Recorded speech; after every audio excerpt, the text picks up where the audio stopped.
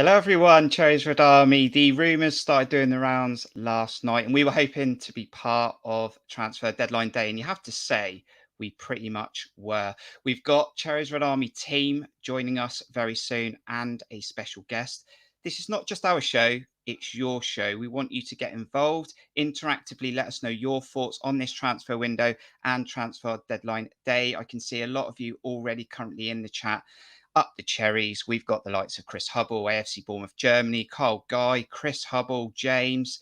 We've also got Mark Cole, JK up the Cherries, and many, many more. Sorry if I haven't mentioned you. Daniel's in there. Meet Bricks, looks like a new one. And if you are new to this channel and you haven't subscribed yet, please subscribe. We're going to be going on this live stream for about an hour or so, but hit the subscribe button as we're trying to aim to get to 1,000 subscribers. Also, give this video a like. Let's see if we can get to 50 likes by the end of the stream. So we know the financial issues that AFC Bournemouth had before the end of last season, and then the pressure was on for us to get promotion back to the Premier League. We didn't get promotion back to the Premier League. We lost in that second leg versus Brentford. And we probably all knew at that stage it might be a tough window. Has it been as bad as we all thought, though? Maybe it's been balanced.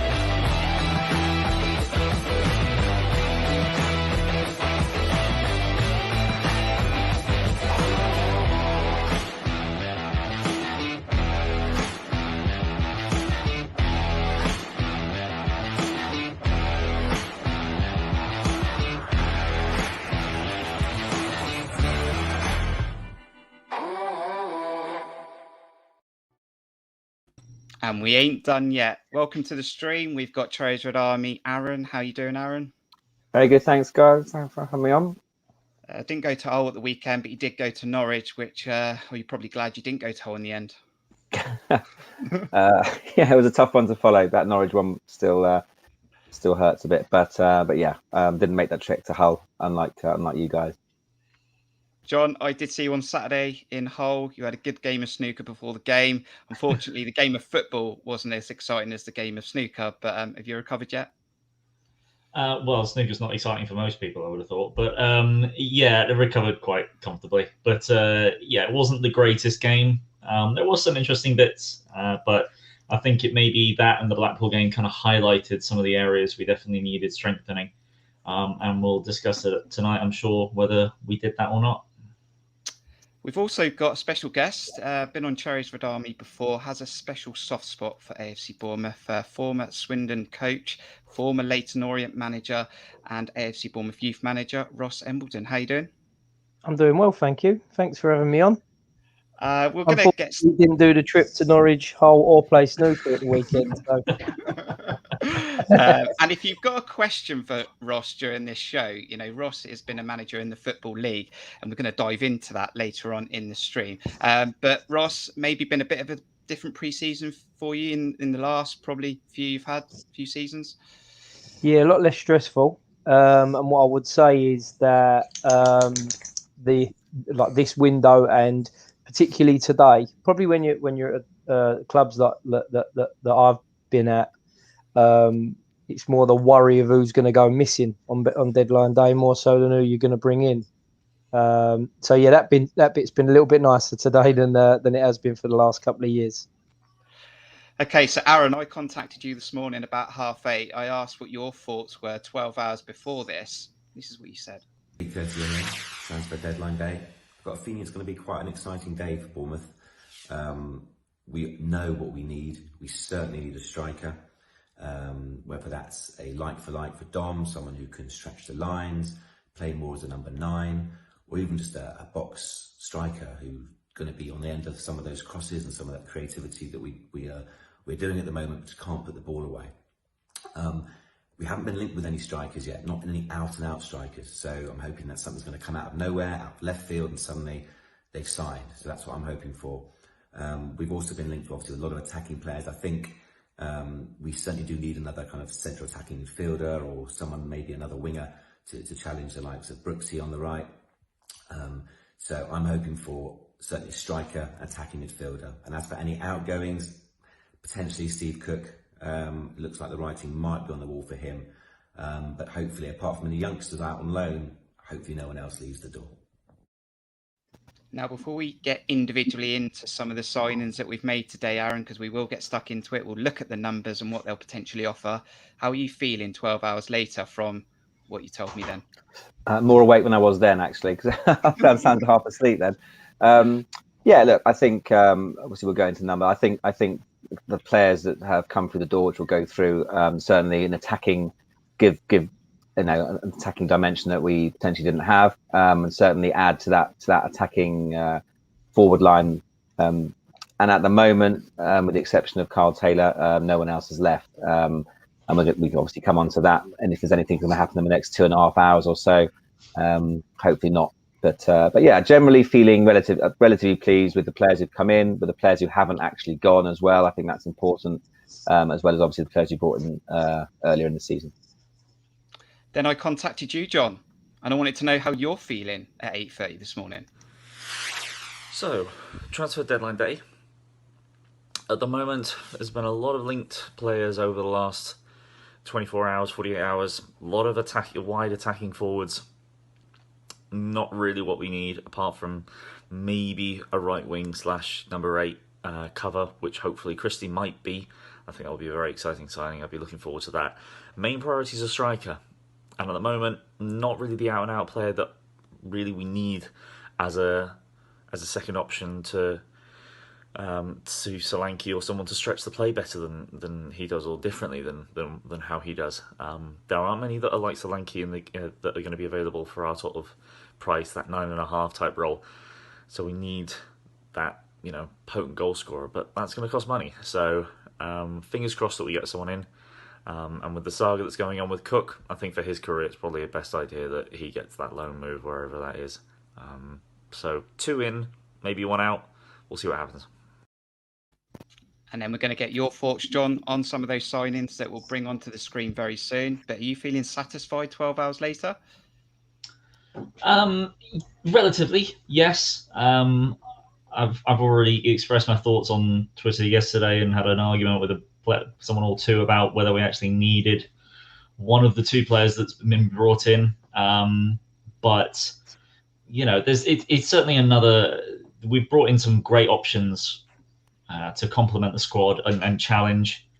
And that's really what you need to do to strengthen the squad. You need to provide competition if there isn't enough of one. And obviously, if you feel as though you can make an upgrade for a good price, then you might as well go for it. With regards to outgoings, obviously, not much apart from one of the younger players that probably wasn't going to get much game time. So keeping the squad together is great, and making additions is always a good thing. Ross, set the scene then. It's transfer deadline day. I mean, as a manager in the Football League, I mean, how much say do you have when the transfer window opens? I mean, can you say, no, he's not leaving? And how much say do you have in players coming in, or is it working with a team of people above you? Yeah, I think, of course, it would be dependent on your club and the type of structure that there is that sits between the head coach, the manager, and the hierarchy within your club. So my previous role, we had a director of football who myself and him were very much involved in the recruitment process alongside heads of recruitment or chief scouts, and whatever the common title will be for those sorts of people. So you like to believe that your plan, well, speaking for ourselves, we were always very well planned in terms of the characters, the players, the positions that we wanted to recruit within. But being at that level, I would say 9 times out of 10, in terms of the players that we did bring in, very rarely are they your number 1 targets. for a number of different reasons, whether that be it could potentially be a loan player being allowed to come out and the club decides that they don't want that to happen, or they get a better offer for that player.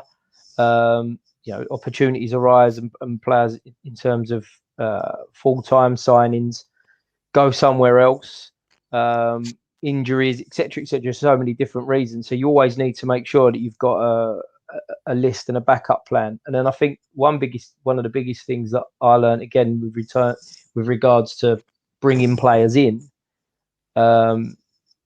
it was the left field, it was the curveball ones, it was the ones that we didn't think were going to be available. Potentially might be on your list, but very, very far down it because you can't afford their wages, etc., etc. Again, lots of different reasons, but those ones that come out the left field at the back end of the window that you think, oh my God, we can't turn a player down like this. Or in my case, have we got the budget to go and get him? So I think there's so many different scenarios. I think that in terms of setting the scene, I think the later it gets in the window, it doesn't matter what club you're at, what level you're at, what your circumstances are. There's always a player in your team that you don't want to lose. There's always a player that might be on the latter end of his contract that potentially the club could see themselves cashing in on. And as you leave the training ground or as it gets later on in the day, you do hold your breath as to whether or not another phone call is going to come. And I've definitely lived through a couple of those scenarios where fortunately the club stood strong and didn't sell some of our important players. But it does leave you feeling a little bit vulnerable as it starts to creep in and around this time that we're sitting in now, which obviously could still happen to a lot of different clubs. So Twitter benefited out of a very busy day, obviously, and AFC Bournemouth were working hard on two particular players. And let's look at the first player. That would be Jamal Lowe, and that was confirmed by the club and obviously other media outlets like Jacob and obviously Mark McAdam. And Jamal Lowe signs from Swansea, an undisclosed fee, sort of rumoured to be around £2 million on a 3-year deal. Aaron, come to you first then. When you look at this signing, we both said that we wanted an out-and-out striker. What are we getting with Jamal Lowe? Well, it's an interesting one because I was thinking about the out-and-out striker, and it's something that even under Eddie, we never really sort of had that sort of number 9 who he favoured, like the Murray, Defoe box type striker. It didn't work in his system, and with Scott Parker as well, if he's playing a 4-3-3 and not 2 up top. Again, it's that kind of box striker might not work in the system. So I think with Lowe, what we're getting, I mean, I saw his interview. I've actually tapped up a few of friends and colleagues who support Swansea and got various different opinions, and that's exactly what I got, various different opinions of him. Some have said they're actually gutted to see him go. They think, last season was one of the most effective players for them, but hasn't really been featured this season. Some of them predominantly see him as a wide player, predominantly on the left-hand side, but as with a keen eye for goal. I think he scored 15 goals last season. Although they made the playoffs, they actually obviously got further than we did. We all probably thought they were. I wasn't particularly impressed with Swansea last season, if I'm being honest. So he was obviously playing up with Andre Ayew as well. So he can play anywhere across the front three. I think he obviously is proven in the Championship, and I think he'll certainly give good competition primarily to Jayden Anthony on my left-hand side. I think, at the moment we'd probably play the Brooks, Solanke, Lowe potentially.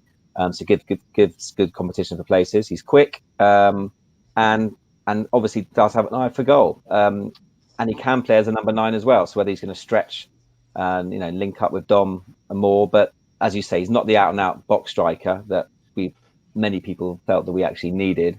It doesn't seem that that's going to transpire now from the looks of it. So again, sort of a forward player like Rodgers, I suppose you can play anywhere across the front three. We seem to have quite a few of those players now who can do that role. John, we were at Hull on Saturday then, and Dom was dropping very deep on more than one occasion. Is this a ploy potentially from Parker to have someone go beyond Dom when he does that? Yeah, well, I mean, I think that really is the idea of having the left and right wingers. Should be more so to bomb on, but obviously as inverted wingers, they're going to, want to cut inside, and they're not necessarily going to run past Solanke in the way that maybe as a fan you would want them to sort of stretch the play when Solanke is more often than not going to drop deep to try and be a little bit more involved in build-up play. The thing is, Jamal Lowe, is that he played last year as a striker mostly, but it was in a front two, and he wasn't a striker before that in his career. He was always a left winger, as far as I'm aware. So I would imagine he's been brought in as a left winger. Although I remember hearing him sort of being talked at in very glowing terms last season from a few different podcasts and people that I respect. It's easy to forget that he's 27. He's not a young player at all. He's approaching or should be hitting his prime. So he showed that he can score goals and he get into good positions, but that was as a front two last season, and he's not ever played as a solo striker, as far as I'm aware, which is a different type of role, particularly in this Bournemouth setup that Parker's got. But we aren't used to Parker using anyone other than Solanke up front, apart from, Marcondes, but we won't talk about that. So, yeah, I would say he's mostly been brought in as a left winger with an option that if you need to, he can play with Solanke up front and would be the man that stretches the play. If you need to switch to a 4-4-2, which we did against Hull, but Rodgers didn't really have much of effect when playing with. We didn't have much of the ball in the last 15 minutes. So, it's an interesting one because I was hoping for more of it seems silly to say, but more like a Charlie Austin type role, just someone that is always going to get into the right spot at the right time to even poke the ball in from 2 yards away, because we didn't have that against Hull. But how many players are like that nowadays? They're all more like a Solanke. They're all more like a Lowe. That kind of like the 9.5 or the runner, not just the poacher. There's not many more of those about, and if they do, they're going to cost a bit of money. And $2 million for Jamal Lowe, is a really, really good price for 3 years. So yeah, there's a lot of good ways to look at it, and you can be a little bit disappointed that it's not quite the striker that I think we hoped for, or at least I hoped for. But it's still a very good player to bring into the squad, and certainly provide a lot more competition, even more competition on that left wing position, left wing slot. So we're going to bring some numbers up for Jamal Lowe. We've seen him a couple of times last season when we played against Swansea. We would have seen him in highlights, but really we could get a perspective from a Swansea fan who would have seen him week in, week out last season. Let's get Luke on from Swanscast. He's been on the channel last season on one of the opposition preview shows. So let's bring Luke on. How you doing, Luke? Hi, bear with me. I've not long got back from the gym, to be honest. So straight on to the trying to avoid all the transfer stuff now. It's the last hour, so it's going to go a bit mad in it. So the last 2 hours. That isn't a way to get over Jamal Lowe going to Bournemouth, is it? Well, it looked bad this morning, but I haven't seen any finalised things. But some of the stuff apparently we're looking at. I mean, if it gets over the line, I won't be as disheartened. Let's just put it like that.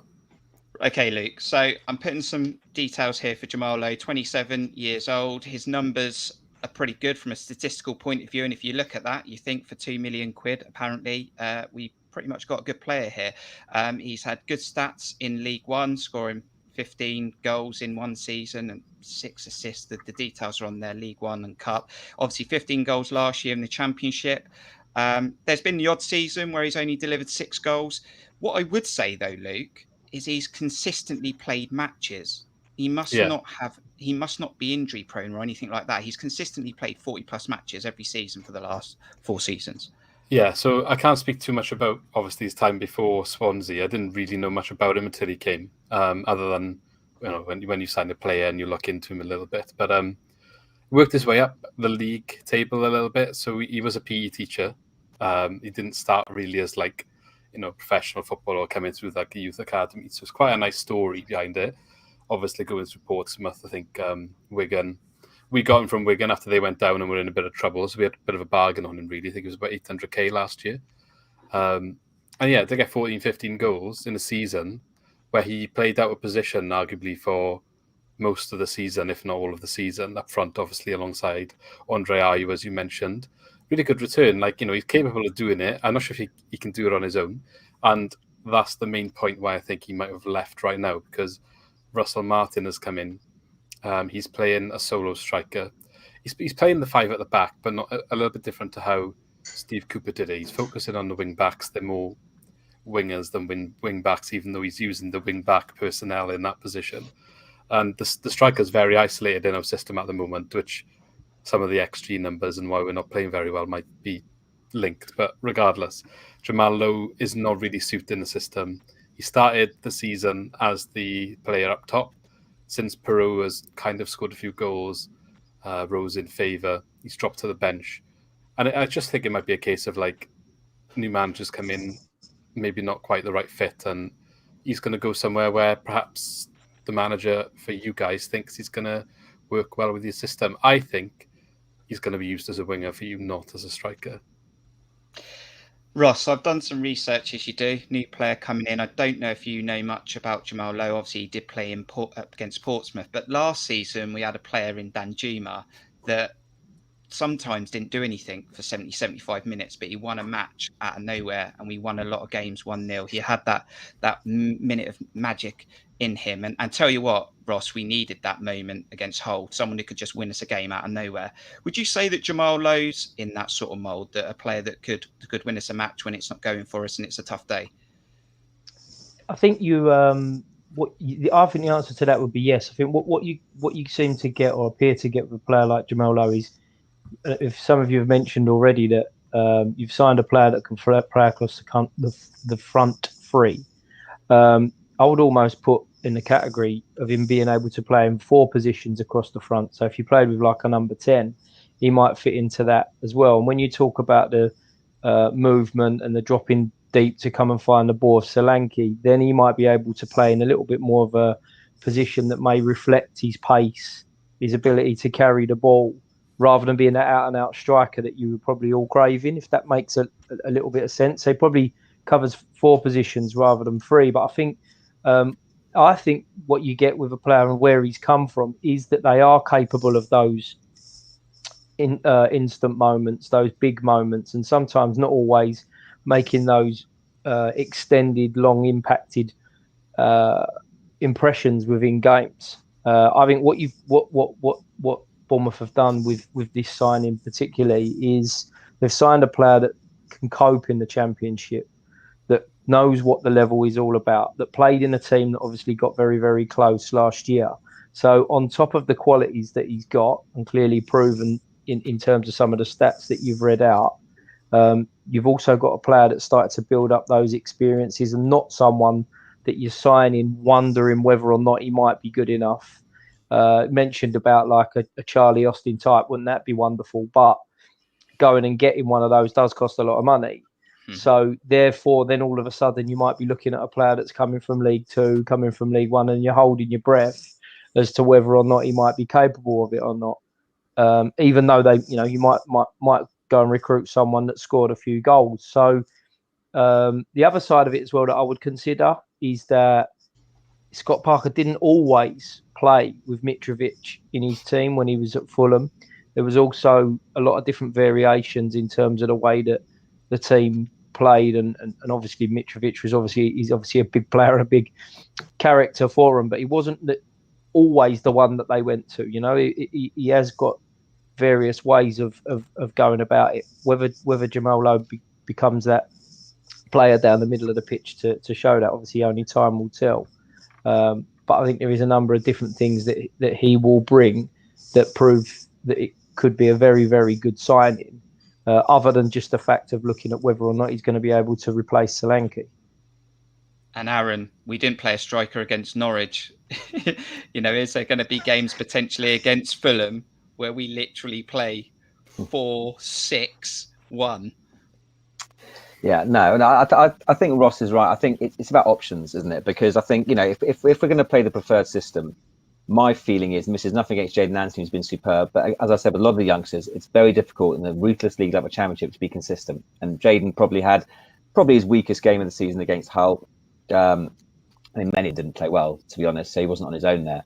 But I'm just wondering, as you said, he's proven in the championship. His fitness record is good. I think predominantly correct. If Solanke's fit and firing, then Jamal Lowe probably be first choice on that left side of the 3. But again, what it gives is options, because if we want to change the system and if we want to go 2 up top if we're losing the game, for example, then at the moment there's really no one else in the squad, as John pointed out, that can actually play that role since you lost Sam Surridge. So he gives the option there as well. So I think, from my perspective, I think it's a good signing. But again, we'll come on to whether we're gonna suffer for not having, for want of a better phrase, a Surridge to come on and head the ball into the box, whatever it might be. But no, I think the fact he can play across everything, and I saw Rodgers at Norwich, who played most of the game at Norwich. Again, difficult to tell in that game, and obviously you guys saw him in a small cameo at Hull. He's a very exciting player, but he's very, very raw. Very, very raw.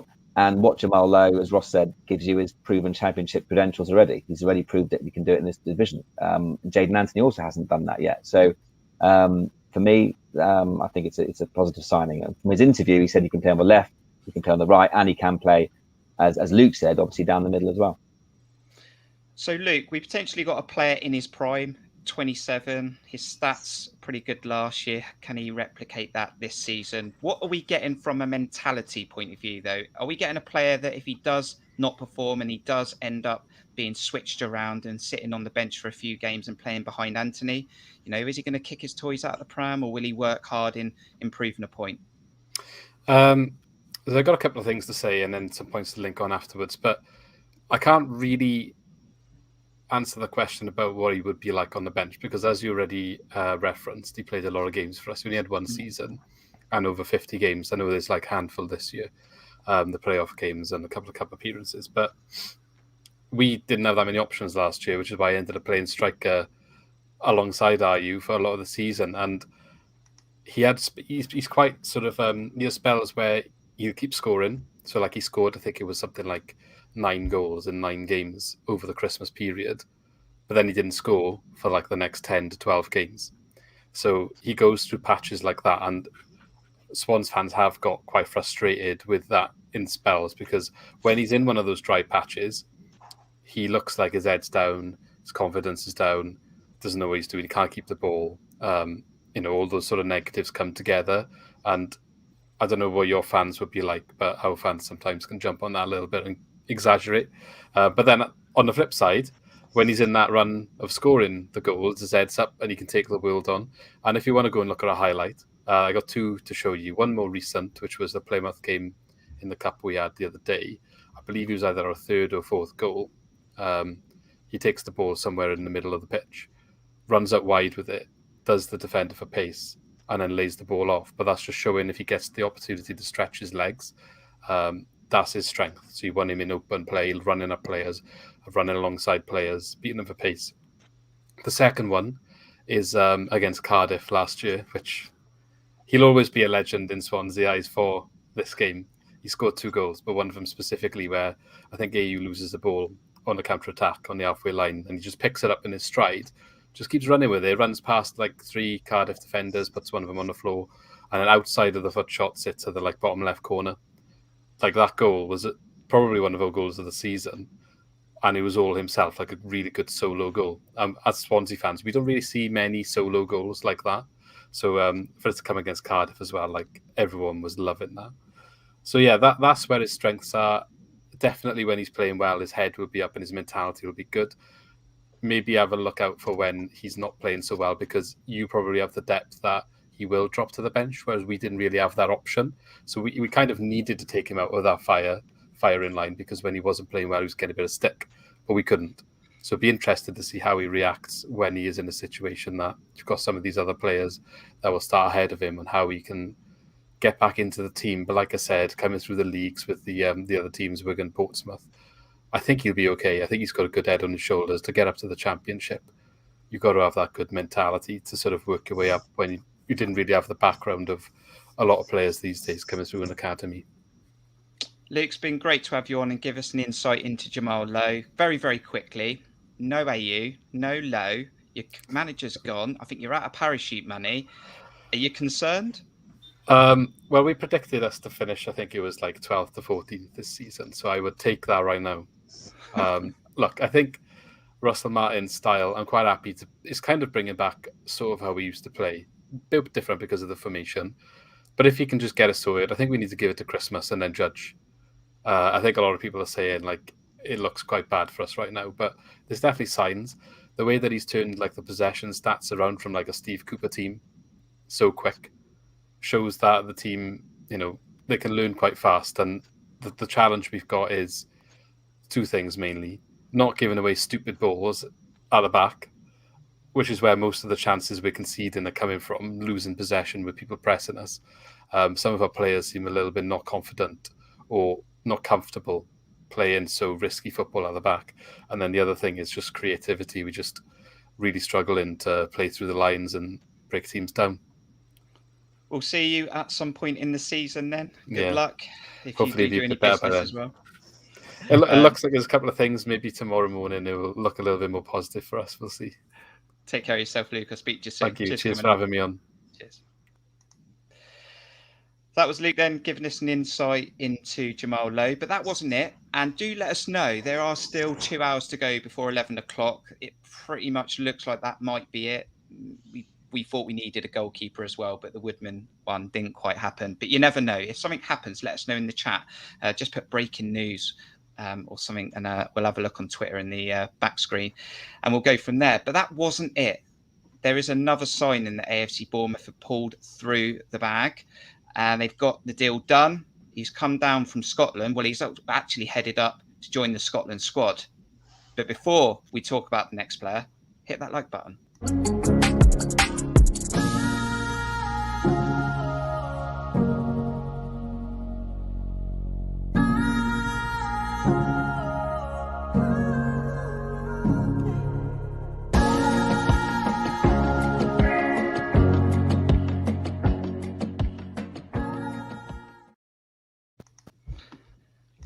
Ryan Christie is AFC Bournemouth player now. He's signed as well for an undisclosed fee. And John, this is a big signing. It's had very good reaction on Twitter.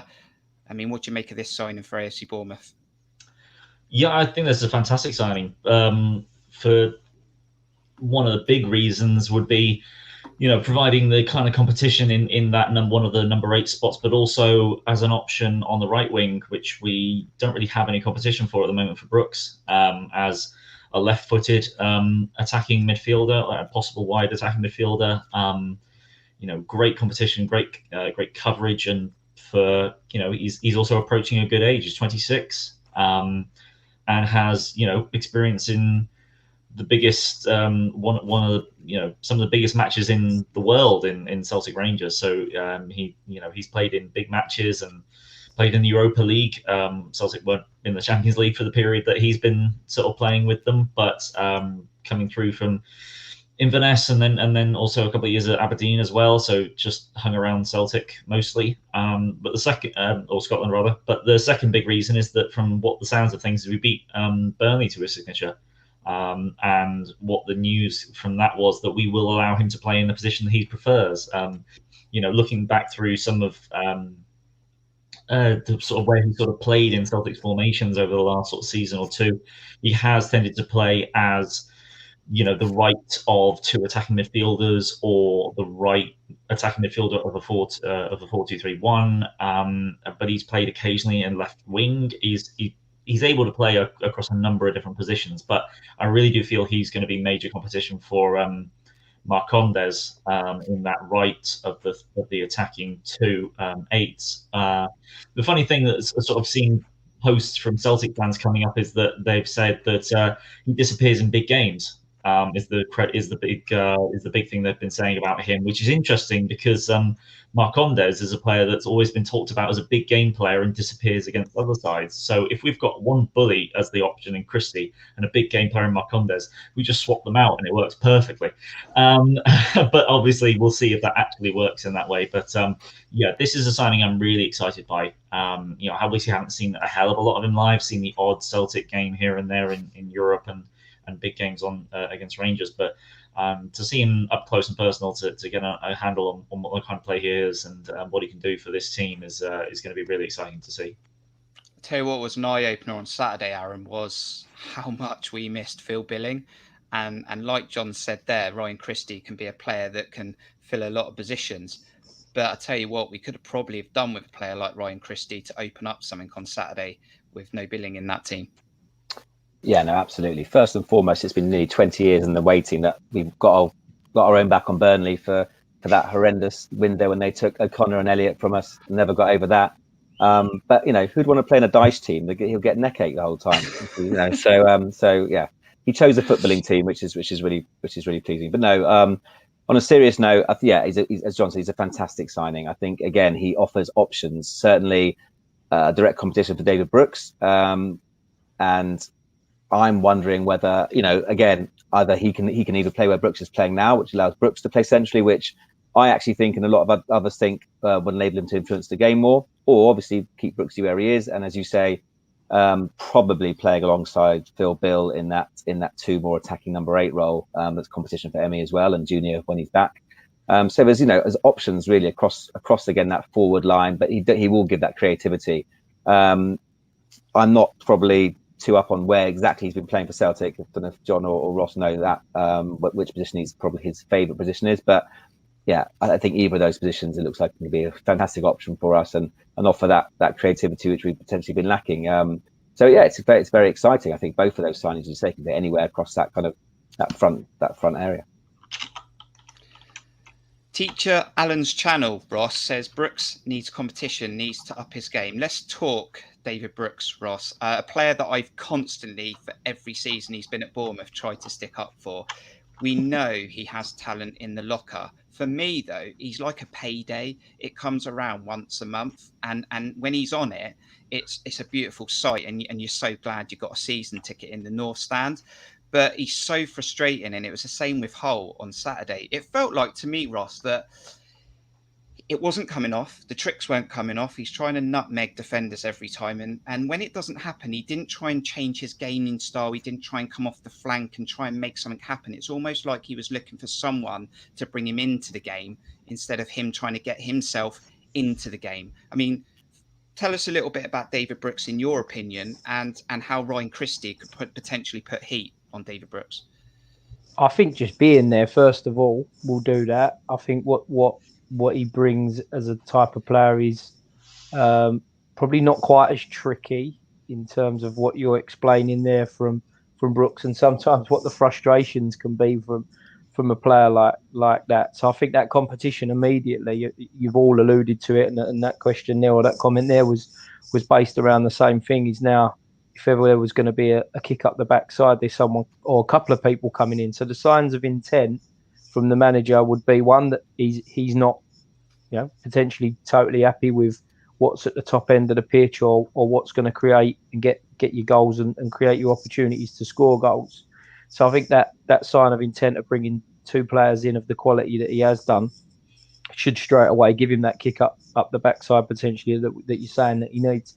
I also believe that with the way that I'll refer to Scott Parker's Fulham team, because I saw them more than obviously the short time that he's been with Bournemouth, is that I think when you think back to when any of us were kids, wingers always just came in and out the game. 9 times out of 10, if someone kicked them like they did in the old days, that was the end of it after 5-10 minutes. Obviously, the game doesn't look like that no more. But the principle of still getting your match winners, your talent, your most talented, your most gifted players into the game. It isn't just about standing out wide, getting it every now and again, beating your man and getting crosses into the box, because I think the game is so well thought about now that teams set up defensively well enough to stop that from happening.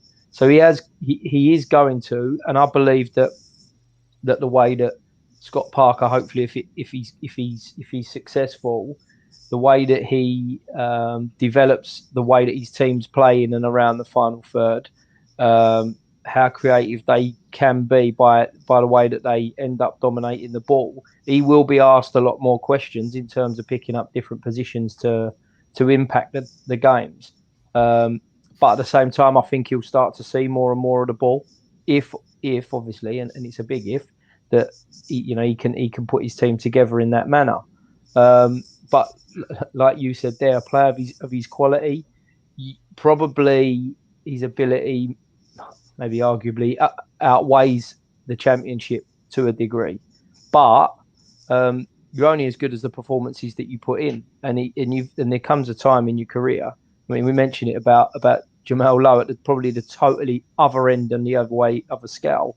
He's coming through at the clubs that he did. He's come about it in the hard way, and he's learned about being mentally strong, staying in games, doing the nitty gritty. Which, let's get it right, the Championship for 65, 70 minutes every week he's like that, hell for leather, and then all of a sudden your match winners come around, or the teams that dominate the ball, the best teams with the best players, can create those opportunities. So there is going to have to be that realisation now from him, because you've brought two really, really good players in that are going to be ready and willing to take his shirt off.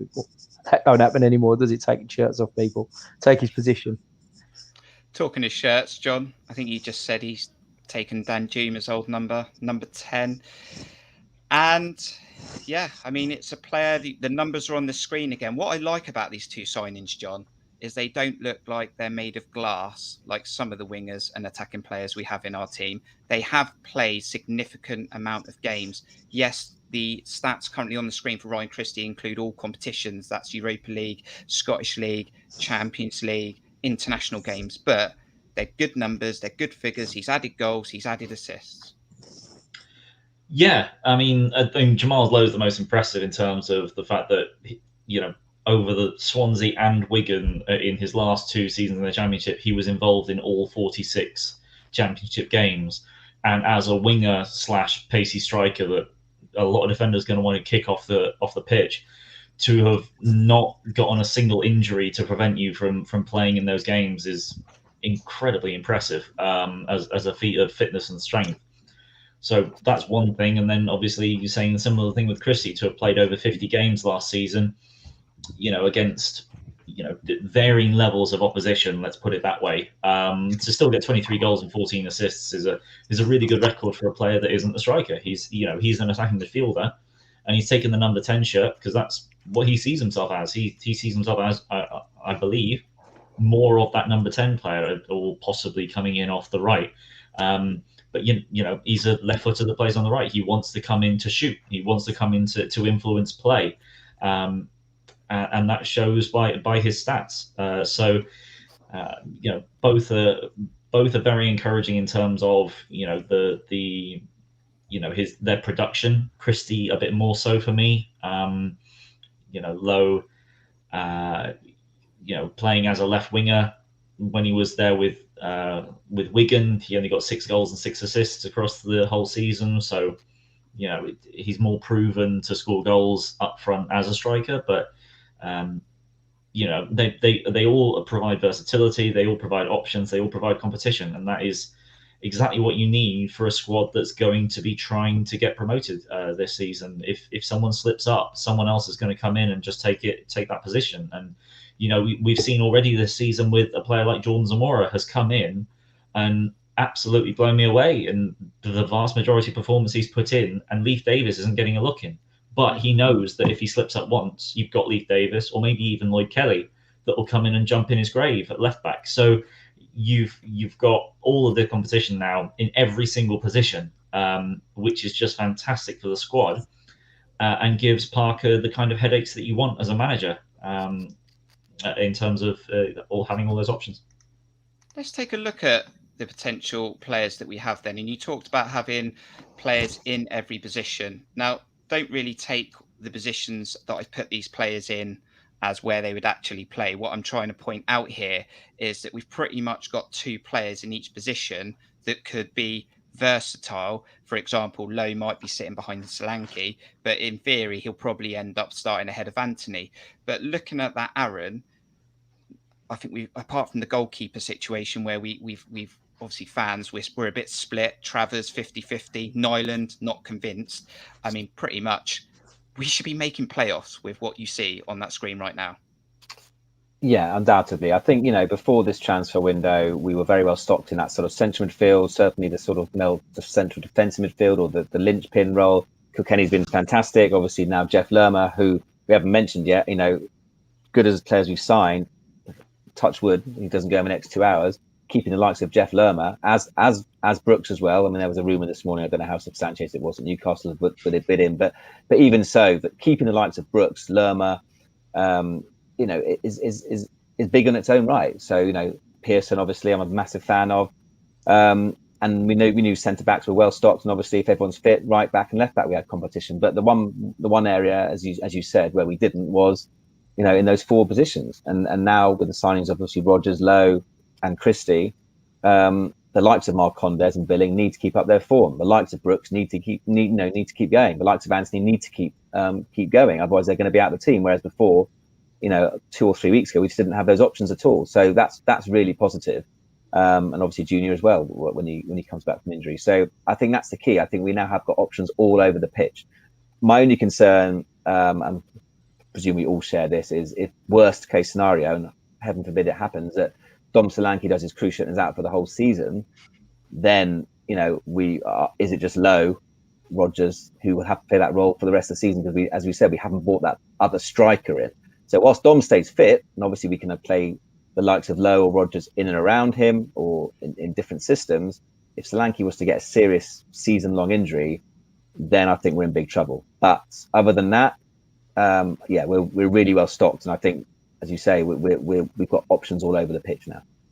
I can't think off the top of my head, Ross, what formation you played at Leyton Orient, but we don't like talking about a back three at AFC Bournemouth. But we've got 5 centre backs. Is that too many?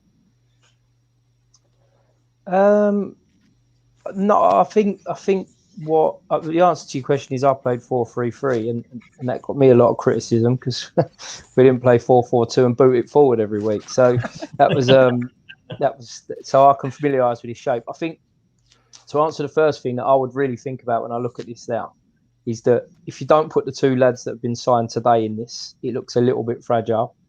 A lot of you talking about if this one doesn't perform, then this one will come in, which is the obvious way of looking at it. The other side of it that I would consider is, like I mentioned before, about how competitive our up and at the Championship is. It means that people don't have to play way well every week. It means that people now, barring Solanke, like you've mentioned there's an opportunity to give people a rest. There's an opportunity to foresee that someone might need to come out of the team and give someone else a go. So, of course, the theory everyone's talking about it and the context you're talking about it makes total sense. But I think it just takes the pressure off of so many different players across the pitch now because of the levels of quality that you've got and the cover that you've got there. I think potentially, yes, there is maybe too many players there. What I wouldn't panic too much about if you're not a fan of 3 at the back is that I don't think that Scott Parker tends to use it too often in terms of what I've seen of him in the past. I'm there to be shot down if I've got that wrong, but I think that the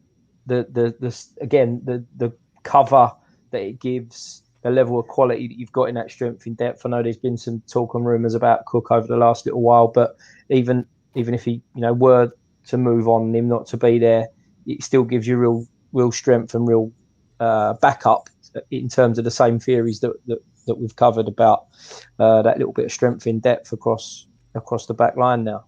And as well, when you go into some of the more direct teams out, wherever it might be across the league, that can be another string to your bow in terms of the way that they go and instigate or put in certain types of performances against certain oppositions with that strength and power at the back end of the pitch. I'm not necessarily suggesting for a minute that Scott Parker would play a centre half at right back, but I'm talking about that sort of theory that when you're coming up against the more direct, the more aggressive teams, that you've got that little bit of strength to be able to manipulate the type of team that you put out every week.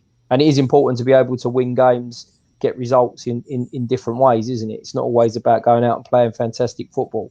It's about being able to go and perform when things are not going particularly well, or you're not playing particularly well, and still have the know-how to win games of football, which I think from Christie's signing today is certainly something that he looks that they've brought to the club. You can see the ingoes and outgoings for this transfer window. I may have to take the banner off in a minute because I don't know how many times I can see Shane Long on Cherries Red Army's YouTube channel, but it's there and you can see it. John, in this team, when you look on that football pitch, there is probably 600 to 700 passes per game. There probably is 67% possession, but we don't no longer, in my opinion, have any excuses for not creating chances. Yeah, I think that has been the worry for me, certainly, over this first 5 games at the start of the season, apart from obviously the MK Dons game, is that our chance creation has actually been rather poor for a team that dominates possession. We were starting to worry. It was starting to look a bit like, how the Fulham fans had sort of warned us about of Parker Ball, is that it's all having all the ball, but not really necessarily doing a lot with it. And we were saved over the first 4 games of the season by our quite ridiculous conversion rate, really, in terms of chances we created. We were just putting them away without much thought, but only really making 3-4 shots on target a game, if that, and putting 2 of them away. And against Hull, we actually, similar thing happened. We created chances, maybe even slightly more chances than we've created in, say, the Nottingham Forest game, but didn't have anyone on the end to put them away, or were just too close to the keeper in the case of Dominic Solanke's couple of attempts. So, there's so many options there. There's a few that are quite similar in terms of, if you look at Rodgers, Anthony, Lowe, are all kind of the same player in a lot of ways, apart from Lowe probably has a little bit more pace about him and more knowledge, more nous. Rodgers a bit more raw. Anthony, still needs that experience. But there's a lot of ways that he can change that up. There's a number of different ways that he can try and line those up, even just switching a few players around positions slightly like he did against Hull. Lerma can play a couple of different positions. Then you've got Brooks can come inside more so than he did. A lot of different ways to make things happen. I am a little bit sort of concerned in that squad, sort of the likes of Anthony, Kilkenny, Ibsen Rossi. They've shown that they can perform at this level, but they're not going to be the names that you're going to see, certainly in the 11 very frequently, I don't think, going forward. Particularly that defensive midfield position, I find, is an interesting one, because we've essentially got 4 players that can play that one spot in Kilkenny, Cook, Lerma, and Pearson. So, I'd like to see Kilkenny keep getting his chance there because of his passing range that has really helped us in the first few games. But I can see Pearson probably being the more chosen player quite frequently. It's going to depend on the opposition, and that's you do need to change the way that you play the game depending on who you're up against. As much as a lot of fans would like to think, well, you put out your best 11 and your plan A always works and you don't change it, but that's not how the tactics of the games have improved over the last few decades of football. So, the ability to adapt, the ability to change, that's the thing that's going to really sort of show whether we can really make the most of this squad this season. And as you said, and as I thought at the start of the season, playoffs is the aim. I really can't see anyone catching West Brom or Fulham. They do look significantly above everyone else at the moment. That might change, but certainly we should be aiming for that 3rd or 4th spot to give ourselves the best opportunity in the playoffs. And really anything less than that will be, well, failure is a hard word, but maybe it's an accurate one. Ross, do you mind if I just add something to that? Yeah, because I think it's really important, because I made a joke about the way my team played. But I would say that by the time I left Leyton Orient, my team were facing very similar, I won't say you're criticising, but similar opinions on the manner that we played. We dominated a lot of the ball, didn't create a lot of chances. But I think what is so key, obviously I'm not going to compare the Leyton Orient squad to Bournemouth by any stretch, but it's all relevant in terms of the types of players that you've got to come on and make an impact, the types of players that you say, right, we're going to have a lot of the ball today so we can play more attacking players on the pitch, if that makes sense. So using certain players as a number 8 who might potentially be a winger, you can really impact that. And I think that's something that would need to really be thought about now for how you look at Scott Parker's team, is those options now that he's got in order to create chances. If you've got good wingers, talked about Brooks, if you've got a really good striker, albeit you say that it's only the sort of one option you've got there at the moment, it's so important to be able to create chances from the middle of the pitch. And I think if you look at the players that have been brought in now, whoever it is, whoever's manipulated and moved around into certain positions, he'll have the ability now to change games within games. I talked about the 65, 70 minutes thing in English football, certainly in the EFL, and it's about trying to be in the game in order to go and win it sometimes. And I think now with the players that have come in, added to the quality that's already in the squad, there is those other options now that are going to make it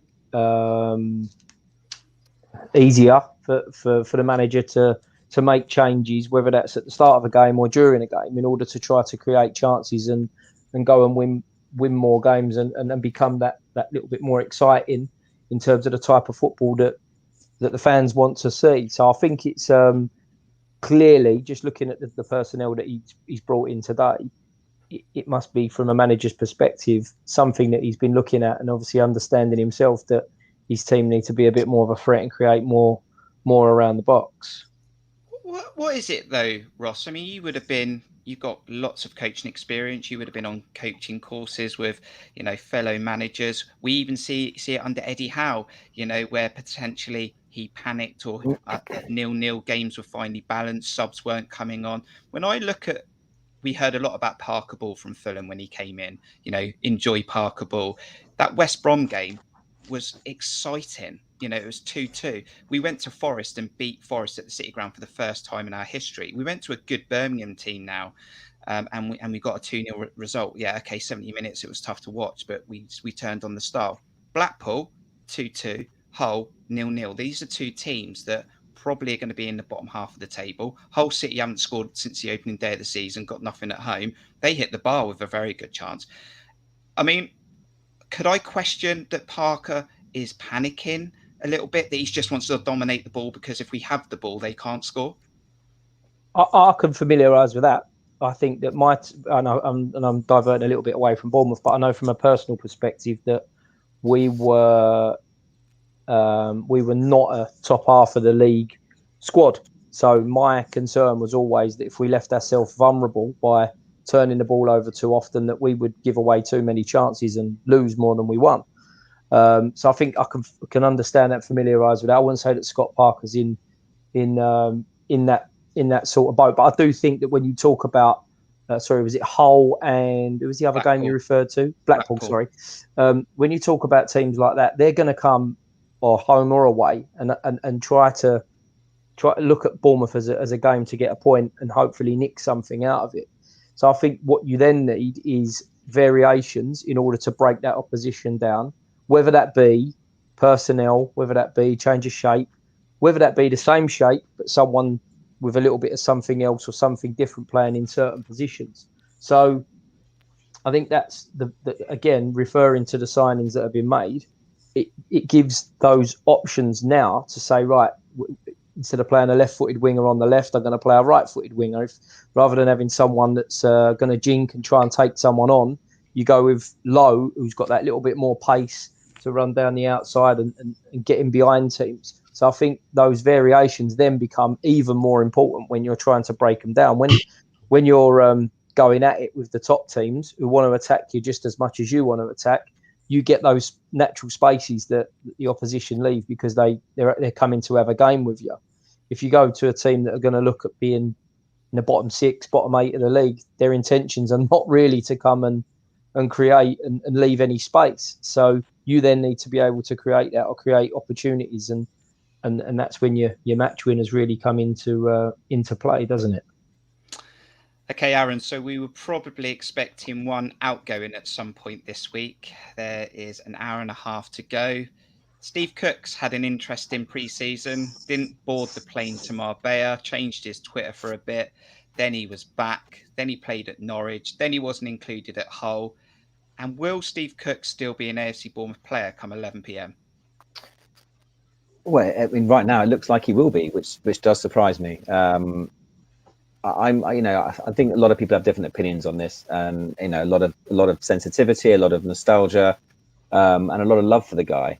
He's been a legend for us. He's one one of the last people left who came on that journey. He's been an inspirational captain and an incredible player for us over the years. Something obviously behind the scenes has happened with the whole Spain situation. Something wasn't right. We're not going to go into that now. I think some people know what really happened there, but it seems to me at the moment, as things currently stand, out of the 5 central defenders, Steve Cook is the 5th choice. I think obviously he's brought Gary Cahill in, who I think is a really, really good signing, who hasn't probably come here to sit on the bench, and who it wouldn't surprise me if he starts very, very soon. Lloyd Kelly obviously currently is his captain and has been great, and Chris Mepham has been outstanding this season and really stepped up. And Ibsen Rossi, as we've mentioned, has been a revelation, really. Again, made some mistakes, but a real promising centre half who's performed outstandingly. And rightly or wrongly, people can argue that Steve Cook at the moment isn't in those top 4, and he's our highest wage earner. And that's why I'm surprised he hasn't gone. Not because I necessarily think he should go, not because I want him to go, but I'm surprised he hasn't. He might go in the next hour and a half, but it looks to me like he's going to be staying now. Whether the things then turn around, and for whatever reason, we obviously got the ability to easily get into the team. So it's a great option to have. So if he does stay, I hope there's no kind of disruption and no sort of bad blood or anything like that, and it's still a cohesive team, and everyone's still very much together, and that any divisions that there were or any issues that there were have been put to bed, because he's a brilliant leader, a brilliant centre half. Maybe lost a yard of pace, but he hasn't played a lot of football for many months. So I think as it stands, he's going to be in the 5. Whether that then means someone like Rossi will go out on loan, people have mentioned that. That might be a good thing for him, but again, half of me thinks he should stay because he's proven he is good enough. Thank you for everyone who's currently joining us on this live stream. Ian's put in there, this is really a great fans programme with such incisive and informative contributors. We really do appreciate it.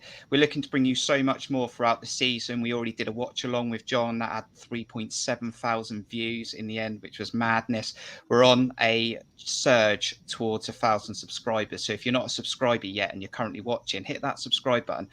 We'll really appreciate it. You can also help the channel making one-off donations, because we do pay for our streaming platforms.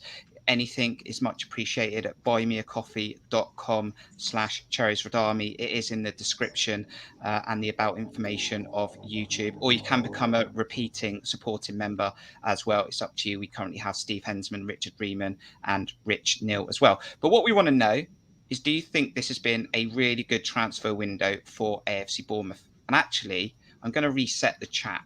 And what has been, or who has your favourite signing been? So I've just reset the chat. Let us know who your favourite signing has been. Just one player. We'll give the guys thoughts in a moment. John, I'm going to put a Twitter poll on the screen in a minute. It's just getting the fans from Twitter, their opinion on if it's been a successful window or not. I mean, John, how have you felt this window's gone since the end of last season to the start of this one? I think there's been a very successful window. Certainly looking at when I think back to what our last window was like, not January, but our last summer window last season, with 3 big outgoings, 2 loan signings, and that was really it. It felt quite quiet. Did feel as though we were just sort of hanging on in terms of there wasn't really going to be much added. It was just sort of like what we would or wouldn't lose. Whereas this window, I think the players that have gone, we've replaced, which is the important thing. Maybe not to as massive extent as we would have liked, but when you consider, it's easy to forget Diego Rico got sold. It was for a very small fee, but we bring in Leif Davis to replace him, and Jordan Zamora has stepped up. Begovic, the club's biggest earner, was gone again for a free, so not much brought in, but it did wipe those wages out of the squad. And okay, Nyland isn't the Premier League quality substitute that maybe we were hoping that could have been brought in, but it's someone else to compete with Travers. And then Danjuma was a player that I fully expected to leave. He did. 25 million euros, great fee. for a good quality player. But we bring in, well, there's Jaden Anthony comes in and immediately looks like he's replaced him straight away. You've got Morgan Rogers comes in as a great youngster, and you've got Jamal Lowe that's more of the like, probably more of a like for like. All the players that have gone, we've replaced with quality and then added even more. It's been, the board has well and truly backed Scott Parker, and we've even paid a bit of money for someone as well in Christie and Lowe, but not broken the bank. It's less than 5 million for those two players. It's been very successful, I think, in terms of strengthening the squad and assisting to help with push for promotion. The areas that obviously I would have liked to have seen were maybe a couple of the youngsters going out on loan. I certainly think the likes of Sadie, Mariah Welsh, Glover, possibly even Kilkenny with his slot in the team could do with going out on loan. I'm not entirely sure whether that'll happen or not, but not quite getting the out-and-out striker that maybe we would have liked is disappointing. And certainly if, fingers crossed, knock on wood, Solanke doesn't get injured, we should be fine. But overall, it's certainly been one of the best signings, best windows I can remember, I think, for volume and quality of signings. Ross, I know you keep a keen eye on Bournemouth every season, and as you can see the Twitter poll there, I put an own goal, not happy with this season, 60% possession, no shots, 33.3%, and 66.7% top bins. There's no votes for own goal, and we've still got Steve Cook at AFC Bournemouth, so that's a bonus. But Ross, as an outsider sort of, what's your view on AFC Bournemouth's transfer window without getting promotion back to the Premier League? I think I was a little bit concerned. I think I looked at it at the end of last season, and I was really intrigued as to what way it was going to go. I was really hoping it was going to be, firstly, a stable window, and then one that gave the club an opportunity to build. And I think the moment that Scott Parker was given the job, it gave me that feeling that it was going to be more positive than perhaps I thought it was going to be at the end of the season. And I think it's shown that. I think it's shown some intent without going crazy. I think there's been signs of forward-thinking, playoffs in mind direction, rather than and not clearly no erratic throwing around of silly money. So I think it's been a lot more positive than I expected. The real big ones for me, I think Christie shows a real positive approach. I think trying to commit to who we think is going to be, or who's been the best players to bring in. You can't quite answer that yet, but I think when you take into consideration the character, the experience, and the attributes that Gary Cahill will be bringing to the whole squad, I think you're going to struggle to look much further than someone who can make an incredible impact to the whole environment that he brings. He's going to bring, and don't get me wrong, there's been players in that dressing room previously that have got somewhere near some of the things that he's achieved, but unbelievable experience to bring to a group like that. Some of the young players that have been mentioned in and around him, it'd be priceless for them to train with him every day and see the way that he carries himself and the type of things that he's capable of. One of the real massive things for me is seeing some of the faith that Scott Parker has put in and had around in the young players that have come through the academy.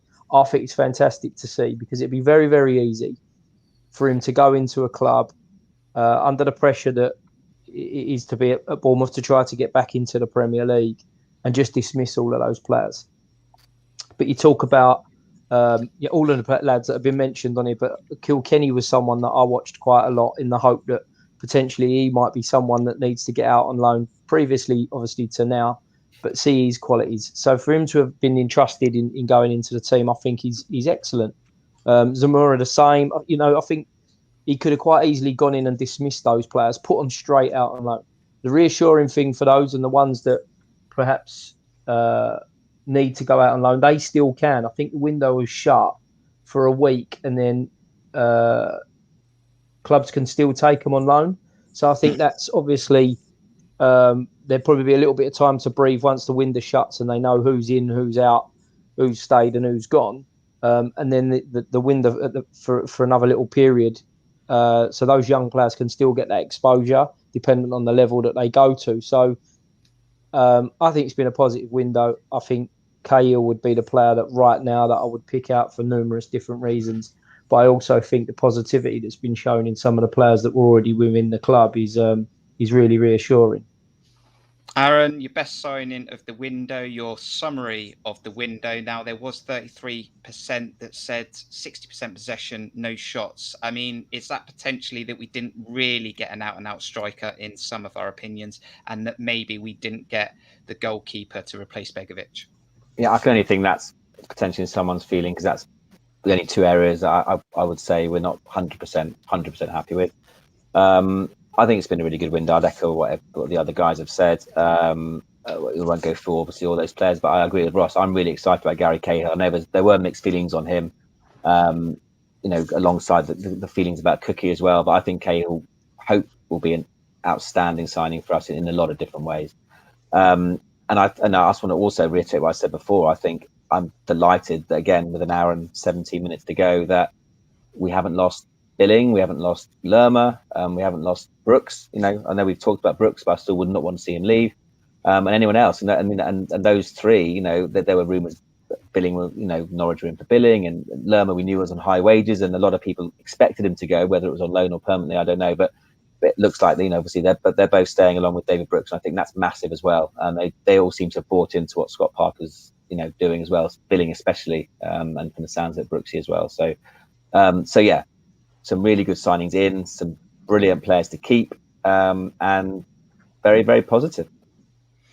Going to wrap up this stream very, very soon. Appreciate everyone who's currently joined us. Hit that like button.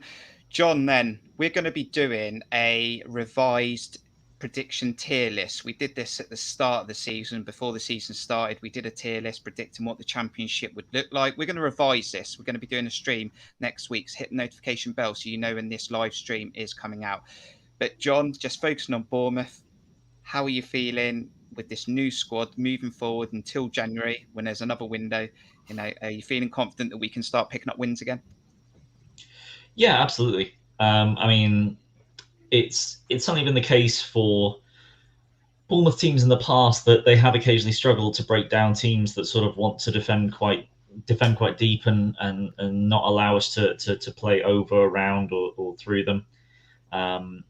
Blackpool kind of did that. Hull maybe not quite as much in the last couple of games, but we now have a squad that is certainly capable against playing against any team and creating against any team, with the variations that can be put in formation and in personnel. They with players coming back from injury as well, with the likes of Lewis Cook coming in, with Gary Cahill getting up to speed. This squad as a full squad is easily capable of going for promotion, and that should be its target, whether that's automatic or in the playoffs. Now, obviously, in our tier list, we predicted them to be a playoff side.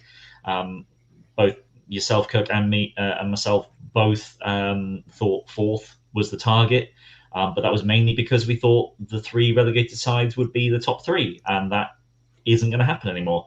With the way that Sheffield United have started their season, that could change, obviously, but I certainly think third is a realistic target for this squad. I think our main challenges for that position are going to be QPR, with the way that they've started their season and how good their squad is, and the players that they've kept. And as I mentioned earlier, I don't think Fulham and West Brom are really capable of being caught by any of the other 22 sides in the division. So third is very much a realistic target for this squad. That's where they should be aiming, I feel. I'm sure they'll be saying that they can very much catch either Fulham or West Brom, and that's really where they should be, setting their highest aspirations for. But certainly promotion, I still feel is really within the grasp of this team, and it'd be interesting. We've played one big game so far, really, in terms of West Brom, and been maybe not the better side, but still come out of it with a point. So the next time we come out against a QPR, a Cardiff, a Fulham, how we do against them is going to be very interesting. going up toe to toe with the strongest sides in the division, and see how we measure up with this team and with this style of play. Ross, it's been great to have you on again. We'll hopefully have you on at some point in the season because it's great to get an insight from you. Scott Parker, can he turn his phone off now? Hour and 10 minutes to go, or does potentially an agent ring him and say, "Do you know, my player might be available"? Yes, leave. Well, I would tell him to turn it off, but you have to leave it on because I'll tell you a story. We were I'd not long. I think I was still in interim charge after Justin Eder had passed away, and we had one of the windows, and we had a centre half, Marvin Ekpetita, who's now at Blackpool. We pretty much knew that he was going to run his contract down, but it was the transfer window at 9:30, night before we were due to go to Stevenage, who were in the bottom two. We were about 6 points ahead of them, and I said to my dad, I'm going to go and get myself a nice bottle of red wine because the window's shutting in the next hour.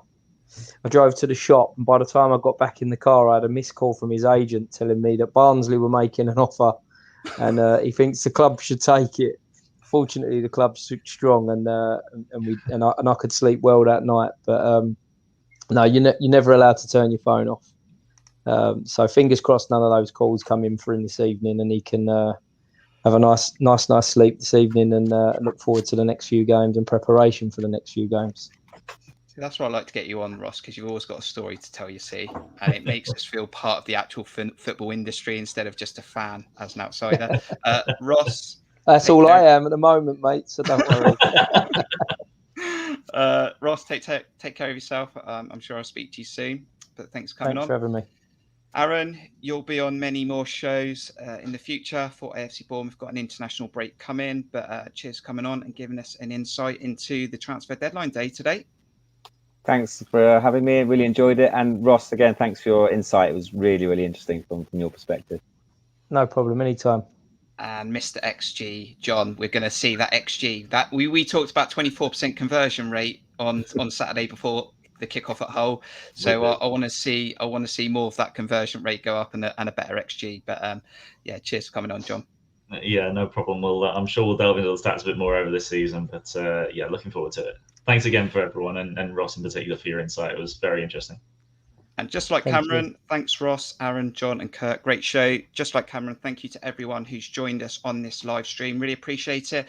Make sure you subscribe to Cherries Red Army. Also hit the like button. More videos, more live streams coming your way this season. An hour and 10 minutes to go. We should be okay. 2 players in with all the other ones that came in before transfer deadline day. No outgoing. Steve Cook is still an AFC Bournemouth player. Hopefully that will remain until 11 p.m. Look after yourselves. Enjoy England during the international break. Check out our Twitter as well at Cherries Red Army because we'll drop a lot more content on there as well. But until the next video, we'll see you soon. Up the cherries.